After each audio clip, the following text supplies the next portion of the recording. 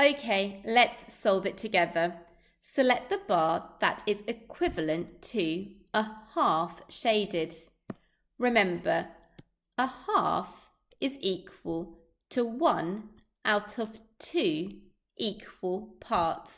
Let's look at each fraction bar and decide what fraction it represents. Bar A has been split into 1, 2, 3 equal parts. One part has been shaded, so it represents 1/3. Bar B has been split into 1, 2, 3, 4 equal parts, and one part has been shaded, so it represents 1/4. Bar C has been split into 1, 2, 3 equal parts, and two parts have been shaded. It represents 2/3. And bar D has been split into 1, 2, 3, 4 equal parts, and two parts have been shaded. It represents 2/4.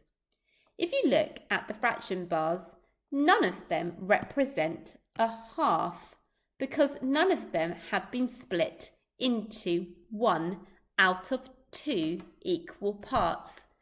But we need to think about our knowledge of equivalent fractions to help us answer this question. Let's look at the bar model that I have drawn over here. The top bar has been split into 2 equal parts. So if I shade one part of the top bar, we know that this yellow part represents a half. The bottom bar has been split into 1, 2, 3, 4 equal parts.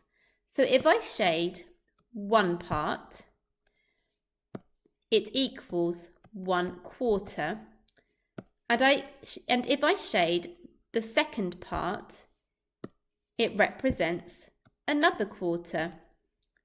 By looking at this diagram, we can see that half, the yellow part, is equal to 2 red parts, which is the same as 2/4.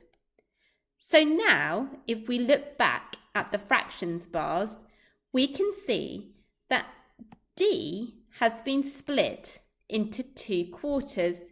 So D is the same as 1/2. D is the correct answer.